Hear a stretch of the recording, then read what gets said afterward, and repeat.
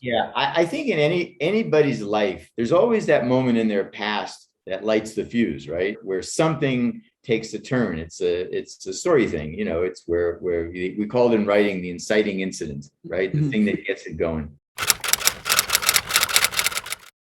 Hello, how are you? And welcome to Josiah is Right. So I'm really excited today. A lot of times I obviously this is the writer sort of part of my YouTube channel and my podcast with WRITE. And the joke is that I am right as in correct about things, which I'm probably often not. So, but it's really cool when I can have content that focuses on writing and a person who you're with, Marc Sheffler, who is a career writer. So, Mark, say Heidi, I guess, first, and we'll start there. That's a terrible Hello, introduction, but here we are. everyone, and the perfunctory. Thank you so much for having me. My pleasure. Fire away. So I was just wondering. So I know when we talked on the phone briefly before this a few weeks ago, and you started out, which we'll be doing a separate conversation for your sort of start of your career was actually as a performer, and your desire was to be a performer, correct? Sure. From the time I was a little kid. Yeah. And you told a great story about your birthday party and that sort of what sparked I that think direction in your life. Yeah, I think in anybody's life, um, regardless of where they go, if they achieve anything, there's always that moment in their past that lights the fuse, right? Where something takes a turn. It's a story thing, It's where we call it in writing the inciting incident, right? The Mhm. thing that gets it going. So when I was 10 years old, my father came to me and said that you're going to be 10 years old. It's double digits. It's a new decade. Let's have a special birthday party. What do you want? So I just blurted out the Three Stooges, and he got them for me. They were doing a 2 week gig at a nightclub called the Holiday House outside of Pittsburgh, where I lived. Oh, you're from Pittsburgh. I am. I I am. grew up in Pittsburgh. Where'd you grow up? Well, north of Pittsburgh, West Deer, the Oh, sure. rural. Yeah, Yeah, that's a steel cut map of Pittsburgh right there. I didn't even realize that. I yeah, didn't yeah, notice that. I yeah, researched you, but yeah. I missed that. So he got to them and said, I want to have a birthday party for my son, who's a huge fan of yours. And there'll be about 50, 60 people. They gave my dad a price. Apparently it was good enough because it happened. And in the middle of the show, there turned out to be like 60 people, my friends, and then their friend, other friends, and then parents of everybody who couldn't believe this was actually happening. And Mo stopped the show in the middle of the stuff. And he said, I understand we're here for Mark's birthday. Where is Mark? So I raised my hand, and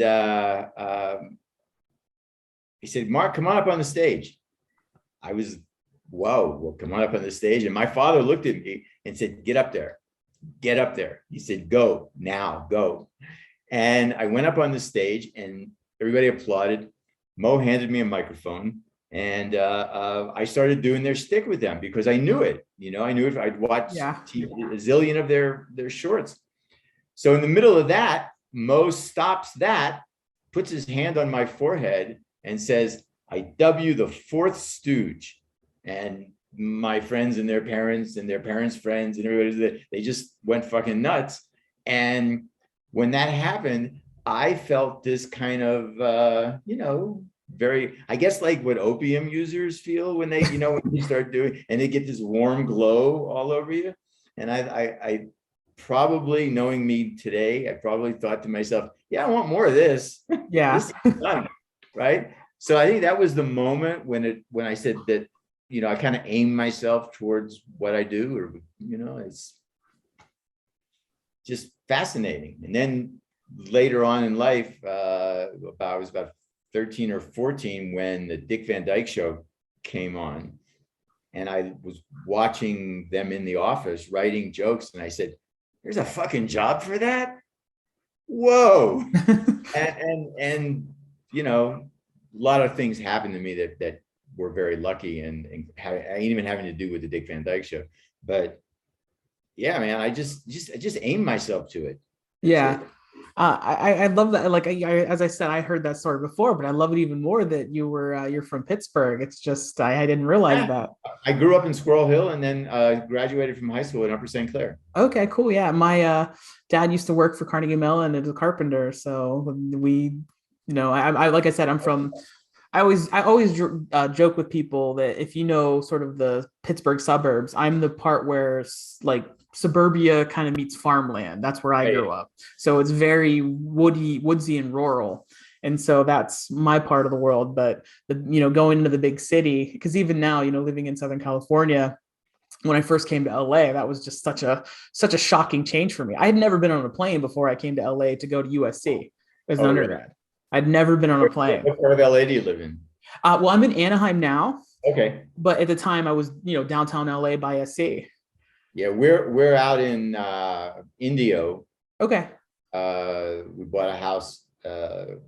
Actually, we took possession of it January 6th of 21, as the insurrection was happening. Yeah, I had no idea my escrow was going to close on that day. And Yeah. yeah, so we go back and forth between there and LA, but we spend most of our time out there. Okay, cool. Yeah, we're in Anaheim right now because my wife is, she's a teacher, and my work is like I've mostly worked as a teacher the last couple of years, but that's more bouncing around. And if I'm working, even writing, producing small scale stuff for me, it's just mostly been from home. So, but for her, basically, she's Sure. local to these schools. So, but yeah, that's cool. She's actually also in school, grad school too. She's changing sort of course. She's still in education, but she's shifting to being a librarian. So I always like joke with her that she was a math teacher before this, and it was kind of a joke that we were opposites.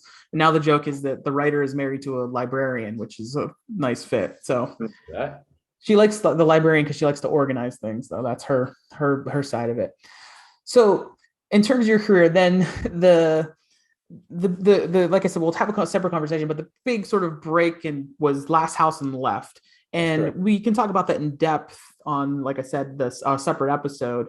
But basically, you get that was like your first, was that like the first thing you even went out for? Like that was No, real or? I had an interesting career. I quit college when I was 19, and I didn't even take the finals in my sophomore year. I just fucking had enough of it. I was at LSU. Actually, I went to school with David Duke, and knew him. One of America's foremost civil rights activists. Anyway, so I was going to go to California right away, and my dad said, "No, go to New York." And I said, "Why?" And he said, "Look, there are things you're going to need to know in California, and I think you better learn. They'll be better that you learn them in New York." I had no idea what he was talking about, but my father was the kind of guy that had always given me good advice. He never talked just to hear himself talk. And whenever he told me something that he was sure about, I listened, because that's my experience was that he was usually correct.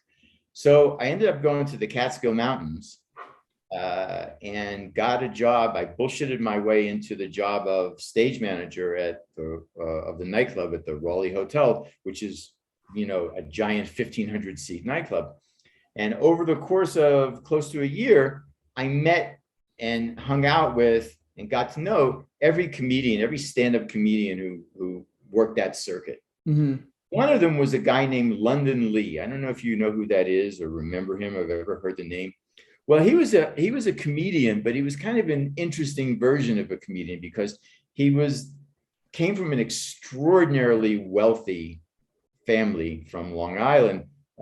His father was an international dress in the dress manufacturing business, and they had big offices at 7th Avenue in New York. And they were like, this is like deep money, like $500 million deep back in 69. So you Yeah. can imagine what that is. No, and his father was just the nicest guy in the world. So London hired a bunch of writers, and he learned how to do stand-up, and he was good at it, and had great material. So he did some Ed Sullivan shows, and he did Carson back when Carson was there, and he did a lot of Merv Griffins and Mike Douglas. So he had a real name. He was a draw. He was a big name.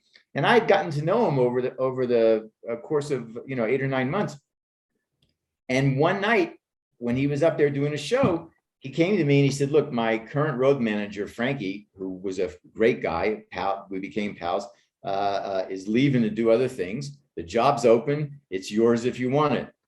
I said, well, what do you mean? He said, look, here's what I'll do. I'll move you down to New York. I'll get you a place and we'll work out our schedule. And what you're going to do is you're going to do errands. You're going to drive for me to shows. They laid it out. This is what I'm going to pay you. And I said, yeah, I'm in.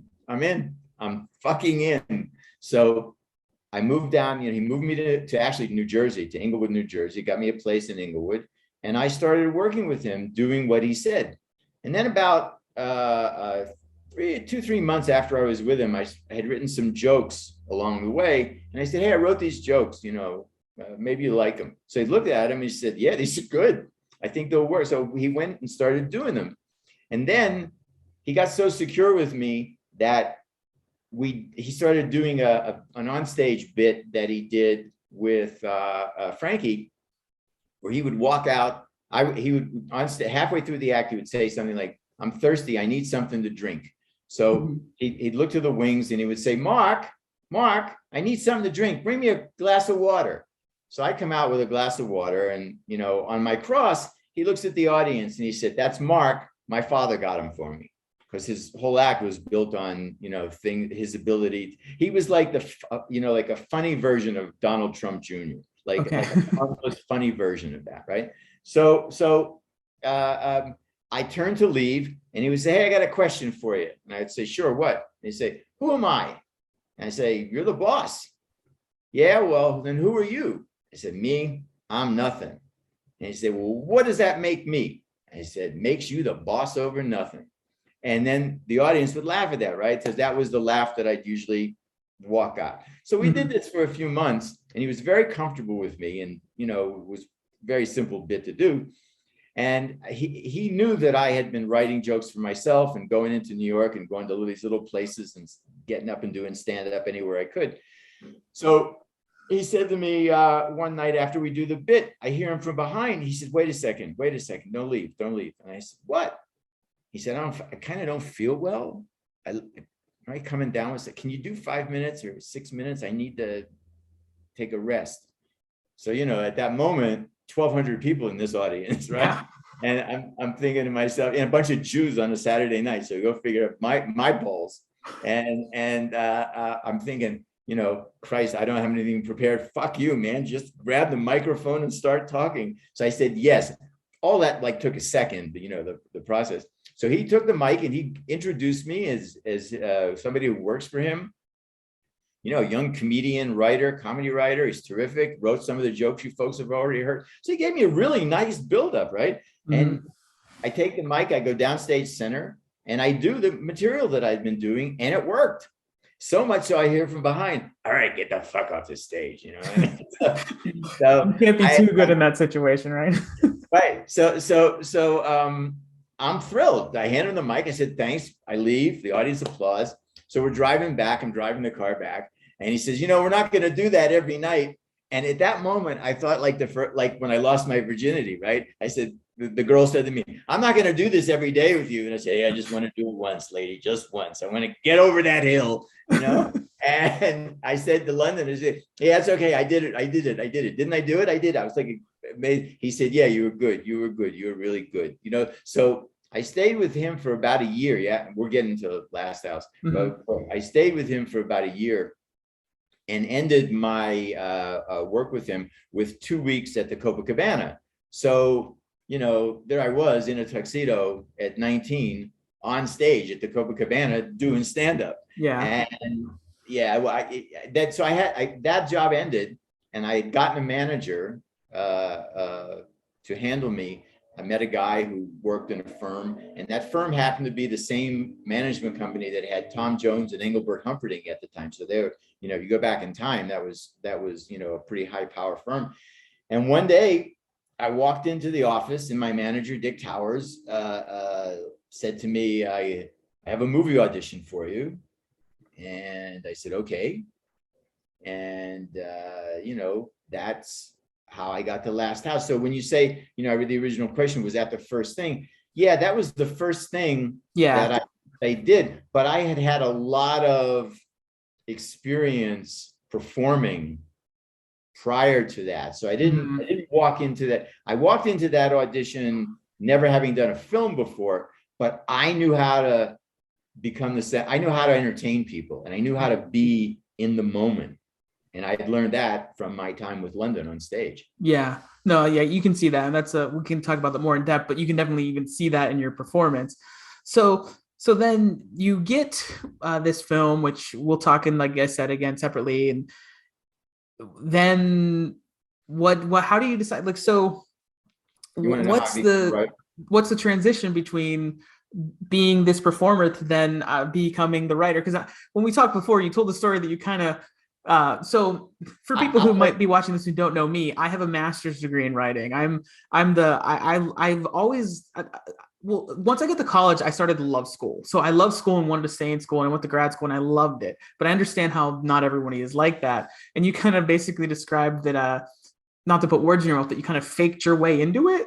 Here's the thing. I'm going to start and then I'm going to go backwards. No problem. I'm writing a book right now about 7 years of my life, which we can talk about later, right? But the book starts. It's about my life and my father, and it's essentially about dreams coming true and fantasies becoming realities, right? And a core relationship of a father and son, which propelled all that. The follow-up to this book, at which I'm already making notes on, is called The Myth. And the reason it's called The Myth is because I have a bunch of writer friends, like professional writer friends, who refer to me as the myth. And I'm going to tell you why. When Last House came out, it was like a young actor wet dream, right? Like I got to do publicity and I met girls and I had fun and everything. And because of Roger Ebert's review, the film got, a lot of publicity and went wide. And I went back to Pittsburgh and fooled around with some girls in my high school graduating class who 3 years earlier wouldn't give me the time of day. And now were offering me a lot more than just time. So like all of these fantasies were coming true. And that lasted maybe 3 weeks. Because it's true. Like it went up and went down. It's the arc of the film world, right? And because we were a kind of a flash in the pan, like out of nowhere film, our arc was fairly steep. So in a matter of no time, it seems, I was back to being an out of work actor, which is like lower than like concrete dirt in New York City, right? So all these girls that found me interesting like a week earlier, like don't even see me anymore. So I'm thinking to myself, man, I got to come up with something else. This is just fucking terrible. So one night I was at a party on the West Side, and I see a guy who kind of looks like me, not that much different, not, kind of same. If we were actors together, we'd be going to the same auditions, right? So he's sitting there with some beautiful model and like actress, just gorgeous. And he's talking to her and he's spinning up a story. And I get closer because they were near the snacks, and I hear him, and he's talking about writing something. And he's saying, I'm working on my script and got an agent on the coast who's anxious, and I'm developing this. I got a subplot that's not working. I got to replace it. And he's using all these writer words, and she's fucking hypnotized, man. She's just like deer in the headlights. So I thought to myself, I could do that. I could tell girls I'm a writer. I don't actually have to write anything. I could just tell them. So I went out, I bought a bunch of books on writing. I bought, the Sid Field book. I bought, I think, The Art of Dramatic Writing. I bought, like the standard things you'd learn in beginning writing classes. And I got a hold of all the buzzwords. Like I learned like all the, headlines. So I started going around to parties and rapping that I was a writer and, I have a plot and a subplot and climaxing and a lot, and, and it's working. It's like, I found it. I found my new thing. Right. So I had, in the interim time, I had done a bunch of auditions and a couple of commercials for a producer director in New York by the name of N. Lee Lacy. Now, to give you a frame of reference, you know that very famous Mean Joe Green commercial, Coca-Cola commercial with Oh, the of little course, yes. Lee's the guy who directed that. And Oh, okay. so when I say a really well-known, I mean, you got to remember the time. This is 1971, right? So 72.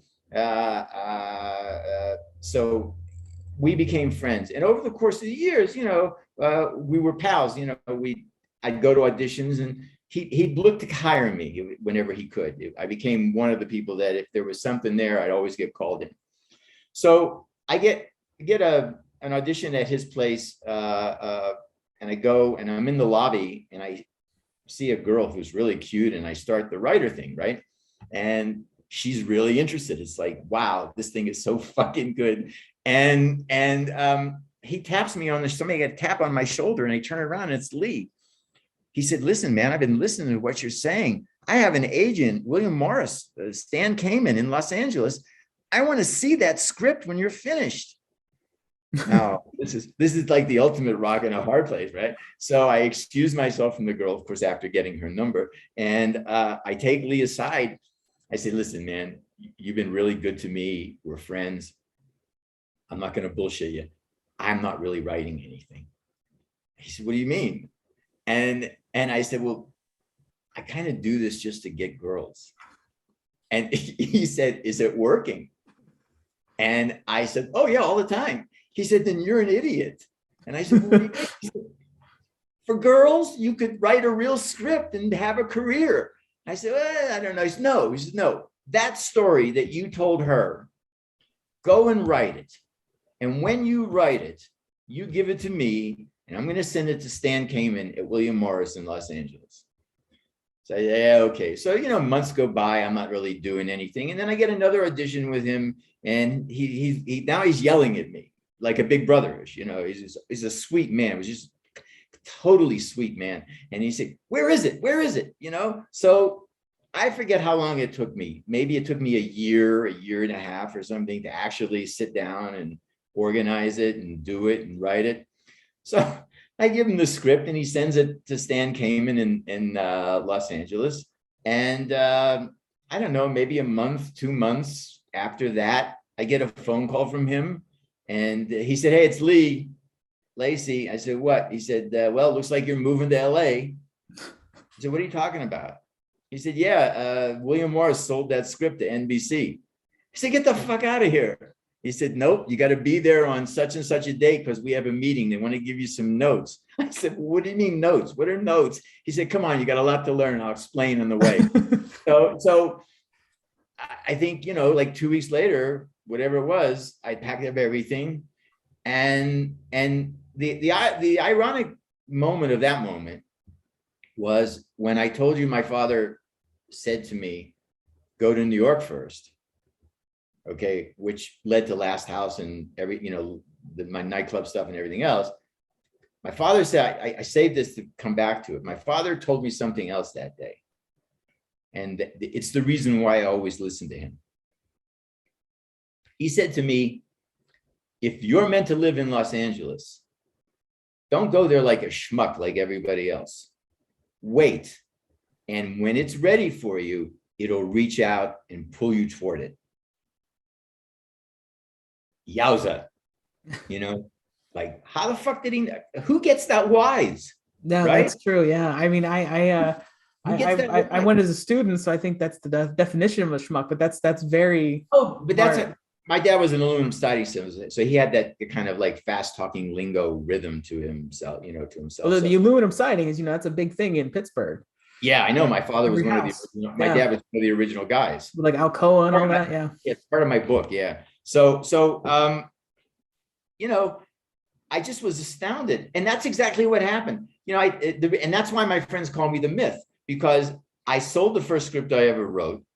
The day I landed. Basically before you ever wrote it. Before I ever wrote it, right. The day I landed in Los Angeles to move, that image of people, driving in their cars and like maybe almost running out of gas as they cross the LA city limit line, or they move into like a shitbag apartment in the flats of the valley or something. It's just all that.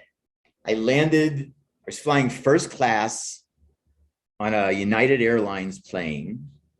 I landed. The moment the fucking wheels touched down, I had an agent, William Morris. I had an office in Lee's office on Melrose Place. They had gotten me a car and an apartment. So I know I can see your face. It's like, what the fuck, right? But that's the story of the second book I'm writing about my life. And what I've done is I've created a character. I'm not writing it in first person. I'm writing it as a novel. I'm writing both of them as novels. The character is the myth, because it's like, oh, you mean it's not this way for everyone? Yeah. No, even how I got into the Comedy Store, it's just William Morris arranged that. They had a meeting with them and they said, we know you did a bunch of stand-up back in New York. You want to do that out here? And I said, yes. And the Improv had already opened, and I knew Bud Friedman from back in New York, because a couple of guys who, one of the guys actually who wrote for London, this guy named J.K., Jules Kleinhaus, used to hang out at the original Improv, and he took me with him. So I knew Bud from there. So, I went to the Improv, didn't perform as much in the Improv because it was more like a home, because I knew a lot of people. It was a different, it's more social for me. Mm-hmm. But the Comedy Store, William Morris set me up there. I did 3 Monday nights. Mitzi Shore wouldn't give me make me a regular right away, right? So, but she did say she'd give me set times. I wouldn't have to stand in line, and I wouldn't have to. So I went there, smart enough to go there a couple of weeks before my first appearance was scheduled. And I watched Steve Bluestein and Tim Thomerson on the same show. And I thought to myself, I'm so fucked. That material that I'm doing, that I've done from the Catskills, that's just not going to work here. But luckily I knew that, right? Yeah. I knew. So I wrote a whole new 5 minutes, and I went on the first time and it was good. And they invited me back. And then I went on the second time and it was better, because I knew how to, tweak it and fix it. And then the third time, again, luck, you talk about luck, lucky moments. The third time, Mitzi Shore was in the audience showcasing someone else. And I had sort of gotten in on her radar. I'd made it my business just to say hello to her during that time period that I was going, doing those things there, and letting her know I'm the guy that William Morris. Yes, I know, Mark. I know who you are, right? So I get lucky on this third night, and I get a 10:45 time spot, right? Which, if you know anything about stand-up, that's like a prime spot, right? So the comedians before me were really good.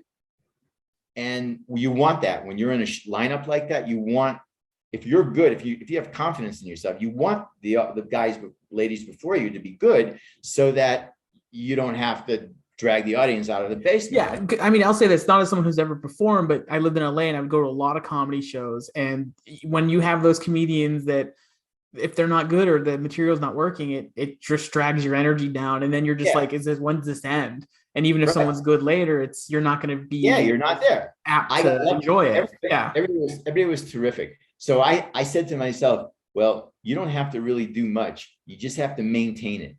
And I came on stage, and I did about 6 or 7 minutes, and I squeezed every fucking joke out of that 6 or 7 minutes. I mean, there was nothing left. It was sand after I was finished with it, I walk off to big applause, and I see Mitzi sitting at her kind of round chair, right? Booth. And I figure, well, what the fuck? I have nothing to lose. So I walk over to her and I said, Mitzi, does it have to get any better than that? And she she thought for a second and then looked at me and said, all right, Mark, call in for spots. And that's how I became a regular at the Comedy Store. And my name's been on the wall there for I think 40 some years.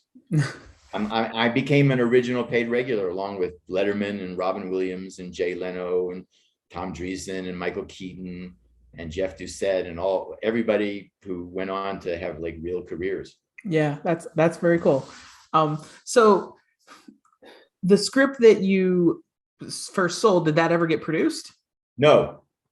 Welcome to Hollywood. Yes, exactly. That's kind of what I wanted to get at. No, but that's the thing. I got paid for it, a huge chunk of money, right? And then what happened was the creative regime at NBC changed. We were all set. We were in pre-production. There was a director hired. I'd done the rewrites.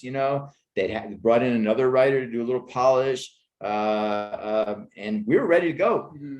Regime change happens, and as I learned in my career, that whenever that moment occurs, the new people coming in shit can everything else because they want their own imprimatur on their own stuff, right? So I got a phone call from NBC one day saying, this is what's happening.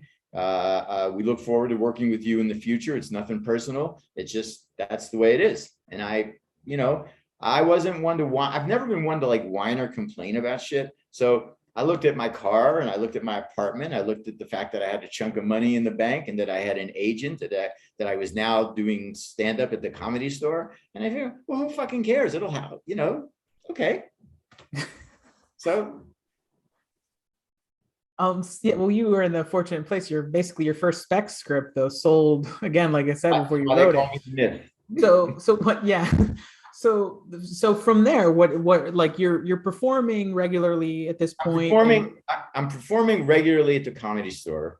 I don't really have a desire to go on the road, right? Because to me, going on the road means leaving show business, because it means leaving where shit happens. And I kind of wanted to do that. So my agents were very smart. My agents at William Morris had a woman by the name of Jane Sindel. And she went on to CAA, and I believe now is retired. But she was very, very smart, and she sent me around like about 2 months before pilot season was going to start, the pilot writing season. Because there's pilot writing and then pilot production. Yeah. So about 2 months before the pilot writing season was going to start, she sent me around to meet a bunch of producers and to studios, and she set up meetings. And so because I had a background in performance, right, I'd go into those meetings and I was very fucking entertaining. Mm-hmm. Those people laughed a lot and felt great when I left. So come time hiring season, I got a lot of phone calls. Hey, where's that kid? That kid we had a meeting with, that kid Mark, we liked him. So I started getting jobs. One job after one, variety show, do this thing, work on that, come in and write jokes, just everything. And it was just amazingly fun. It's funny. I think a lot of writers, probably even including myself, don't figure that out, is the quote, the pitch. And maybe not just pitching what you have, but selling yourself. I went to see, and I'm not necessarily the best at it, but conversations like this help me. But I remember I went and saw J.J. Abrams I'm in the Producers Guild, and he was at an event and he was speaking. And I think this was not super long ago, like right before he got Star Wars, or he'd just been announced as Star Wars. And he's like, I won't talk about it. I can't talk about it. But, because that's all anybody want to hear about, is you're going to do a new Star Wars movie. That was, probably 2014-ish, 15, I don't know. But one of the things he talked about was when he was a kid, his dad, I think, was a television producer.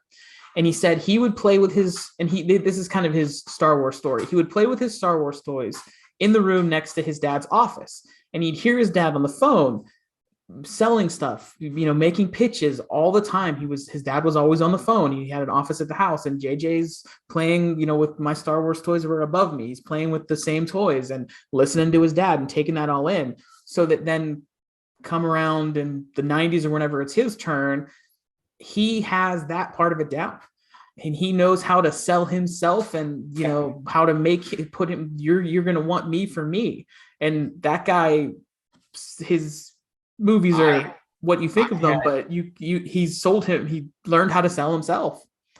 I had an experience that shocked me into that reality.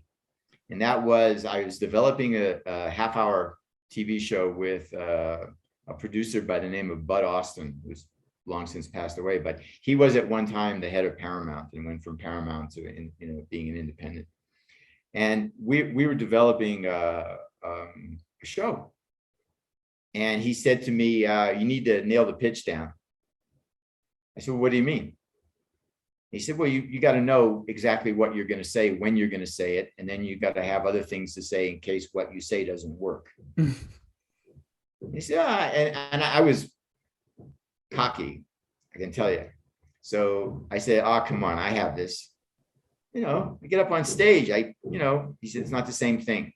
Getting up on stage, and he looked at me, he said, getting up on stage in front of a bunch of people who paid money to watch comedians and are mostly drunk anyway, is not the same as sitting in the office of the senior vice president of comedy at CBS with 3 other people.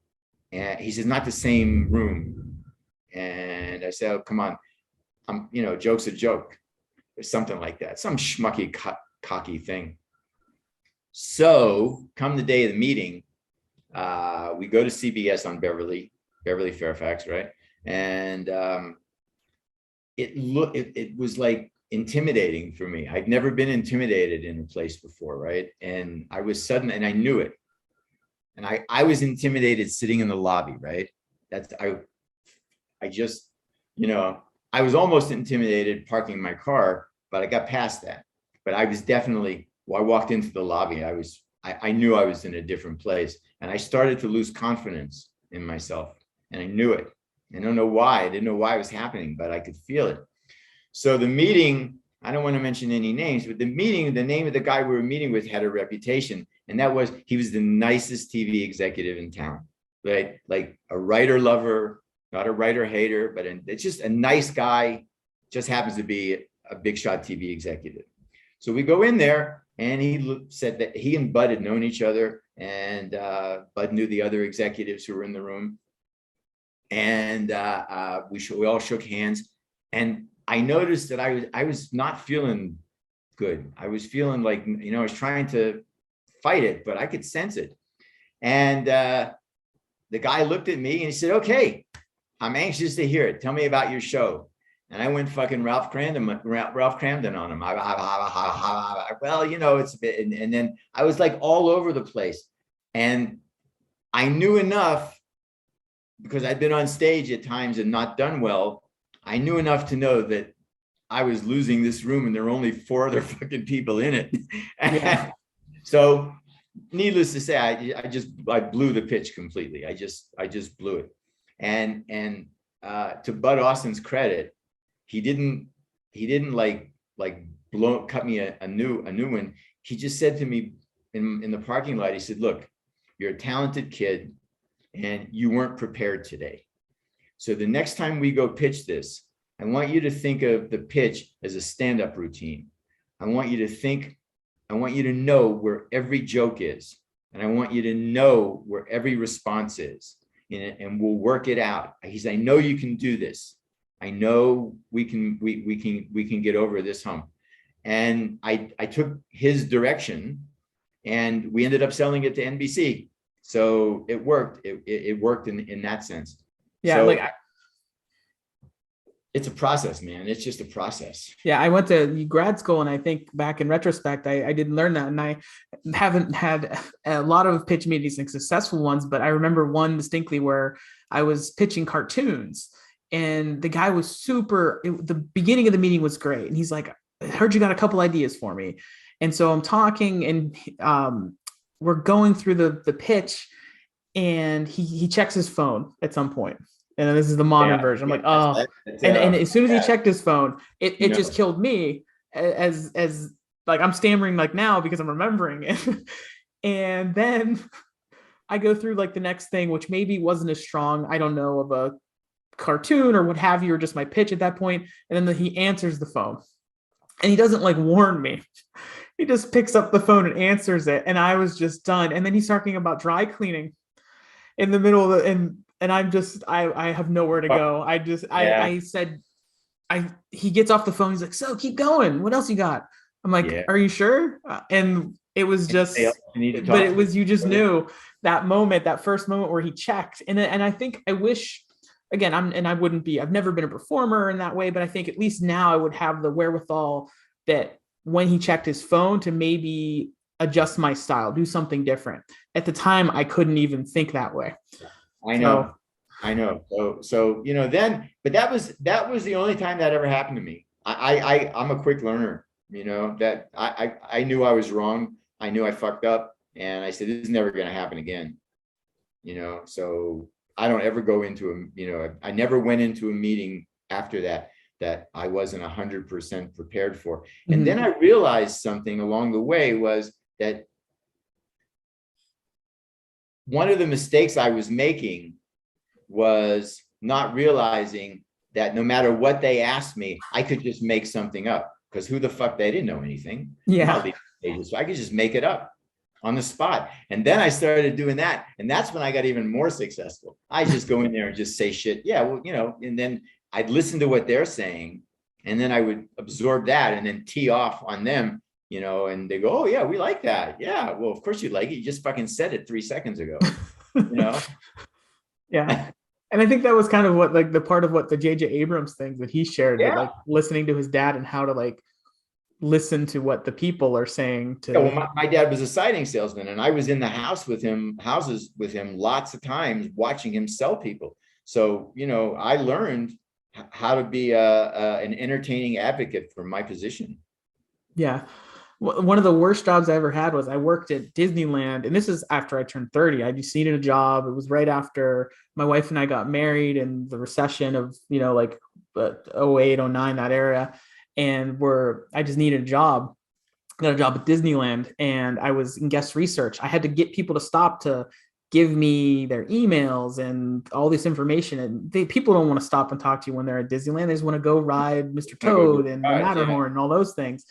But I had to learn how to, in that few seconds, just get them to give me it, at most. It was the whole process was a minute at most, and the better I got at it, the faster I could say everything. But it was one of those situations where, even in that context, it was, wow, what a shirt you're wearing today. Those kind of things. If they Yeah. said something, you just to not just get what you need from them, but make their experience, No, you make got to them learn think to they had a listen. pleasant See, experience. you see, what I didn't do out of lack of experience was I didn't transpose my thing about, I always listen to an audience. I don't just go on stage. I didn't then, I don't now go on stage and just want to hear myself talk. I like to listen to them, because they tell me in which direction I can go. And often, I get things from an audience, or have gotten things from audiences that was better than what, it took me to a place that was better than what I was doing. So, you gotta not so be self-involved when you're doing like the most selfish thing in the world, which is stand up. So, So jumping back on the road, what was the first thing then that you had produced? um, first thing I think I had produced was, well, I was working, let's go say script wise.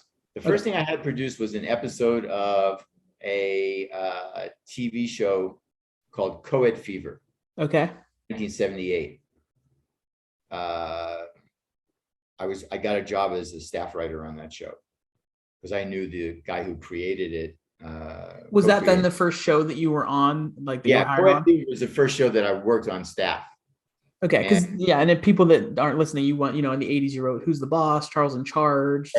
Harry and Henderson's, well, that was like in the early 90s, but Love Boat, a bunch of specials. But working on the show Co-ed Fever were Howard Gewirtz and Ian Fraser, who went on to write and produce Taxi, and Jack Handy from Saturday Night Live. Mm-hmm. And me, we were the four writers on staff, the four of us. So, obviously all of us have had careers. And I learned a lot, show was on for like 13 episodes and got shit canned because it was one of those Animal House spinoffs that CBS was doing. And then I went from that. I did a Love Boat, and I did Sanford. I did an episode of Sanford, and a couple of pilots. I just kind of like moved along,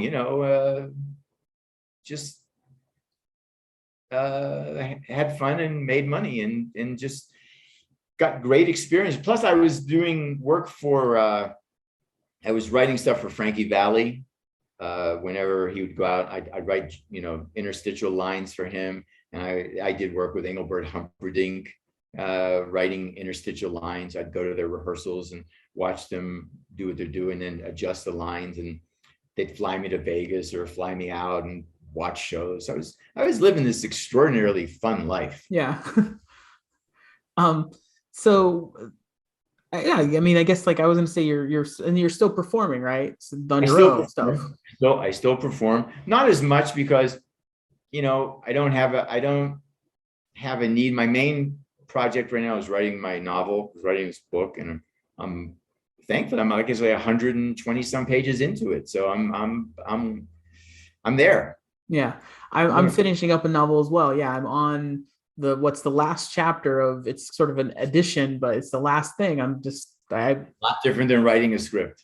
Yes. Yeah. And my background is, even though like I don't have the credits, my background is, my education is in screenwriting. So it's learning a different format. Yeah. But writing a book, but I'm just writing it the way I'm telling it, and so we'll see what happens. No, and I'm interested. So what made you decide though with the book? We probably skipped over some things in the middle, but with the book, you said you're writing it as a novel. What made you decide to write it as a novel as opposed to like the first point of view? What made that? Because it gives me an objectivity. Yeah. That I think it needs, right? It allows me to, compress, to do things with time, because it's my story, but it's not my story. So I have an alter ego, right? And for my dad's character has an alter ego, and it just, there's a reason why people are who they are, right? I have this kind of phony psychologist quote at the beginning of the book, and let me see, because I can't really remember it. Okay, so you can still see me, right? Yes. Okay, so I made up this phony quote. It says that we are who we are as adults because of who and what our lives made us into as children. And then I write Alfred Ziegler, MD, PhD, author, senior fellow of the Borgner Institute of Personality Analysis. I mean, there is no such person or thing, but I wanted to give it some street cred, so I made it look like that. I believe that we become as adults who were made into as children. I look at my 3 children who are now adults, and they're 100% who they were as children. They're just adult. They're just the adult version of it. Mm-hmm. So I thought, well, maybe I'll write something, and I'll go back in time, and I'll use the bracket of what I'll tell you about in a second as kind of like the main thrust of it. So when I was I wasn't quite 14 yet, I think 13, almost 14, sitting in a movie theater. You know the Stanley Theater in Pittsburgh? Yes. Okay. So back in those days, my father's cousin, Larry Nee, was the general manager for all the Stanley Warner theaters in Pennsylvania, Ohio, and West Virginia area, which whole tri-state area. And his office was at the Stanley downtown. So that was the place where my dad and I used to go a lot, because it was Larry's office, and we'd see Larry. So we're watching Jerry Lewis in The Nutty Professor. And the movie ends, and the audience applauds, and closing credits, credits are on the screen, everybody gets up. And I looked at my dad and I said, wow, what must that be like to like be in the movies, to have that as a job? I said, that must be like amazing. So my father looked at me and like dead serious said, well, maybe you'll find out one day. And I went, yeah, right. Me in the movies. Are you kidding? So I looked at my dad and he said, why not?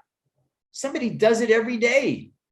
And again, I said, I don't know, Dad. And so then on the way out, I don't know why I did this, but I stopped him and I said, okay, tell you what, I'll make you a deal.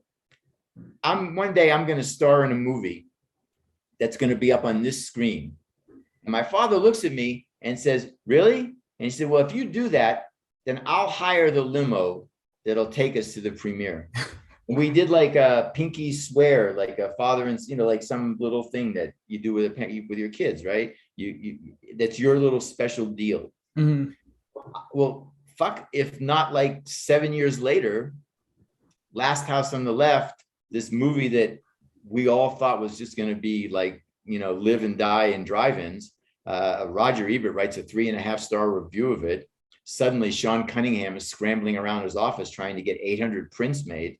And the company handling the publicity finds out I'm from Pittsburgh and decides to send me there to do some press for the premiere of Last House in Pittsburgh at the Stanley, right? So my dad hires a limo and we go to the premiere together. And that arc, that thing from the promise of a fantasy, right? Because, there's no way that could have been thought of as reality, mm-hmm. to it actually happening. The center of my book is the journey that I took to get from the promise to the reality. Mm-hmm. And I've made it another person so that I can have more, some like I said earlier, some objectivity. I had a writing teacher in the grad school, S.L. Stiebel, who he would swear by. He's like, you don't do first person unless for some reason you think it has to. He said, you are God when you write this. Be God.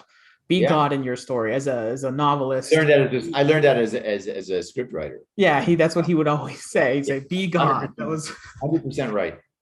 And so, I use the same point of view, and it's interesting. My story is very much fictional, but it's exploring my life essentially at the same time, because I was a newspaper boy. I delivered the newspapers. So it's about a newspaper boy. 4 hours. What's that? I did that too for 4 hours. I delivered the Post-Gazette for about 4 hours. I delivered for 4 years. So I delivered the local paper in our area, the Valley News Dispatch, and I would only have to get the Post-Gazette on the weekends because there was this old guy who's in the book as, I changed the name of the newspaper, but we referred to him in my family as Post-Gazette guy, because I would go get his newspaper and he'd pay me an extra $1. Even in the 90s, an extra $1 was like, whoa, an extra $1. So he'd give me an extra $1 to walk not very far out of my way to get his Post-Gazette, stick it in my bag, and bring it with the other papers. Because the local paper, except on Sunday, was as thin as it can be. The Tuesday and Wednesday edition was, I was breezing through delivering those papers. But by the weekend on Sunday, my dad sometimes would have to drive me, or I'd have to make multiple trips because they were so bogged down with stuff. My cousin, Sandy Lifsitz, was the Post-Gazette and Press route manager for the route that I got. He was in charge of all these kids, right? And I did it for about 4 hours. And I said to my dad, I'm not doing this anymore. This is bullshit. I got other things to do. I'm not going to stand around and fucking fold newspapers and throw them. Funny, I did it for 4 years actually too. So 4 years. We got to wrap this up soon because my wife has sent me a whole bunch of texts about. No worries. We're waiting for you. I unfortunately, I have some angry Colombian relatives wondering where the fuck I am. No, we're good. That's a perfect. I think we brought it around to there's. I feel like I would love to have another conversation with you for sure. Yeah, no problem. Yeah, so that for sure, because there's definitely things I want to dig in. But we covered the breadth of your career. I think I'm excited to see the novel form of your story as we got little bits and pieces of it here, and just. Thank you so much, Marc, for your time. I really appreciate that. Have a good one. I wish you the best. We'll hook it up again. Awesome.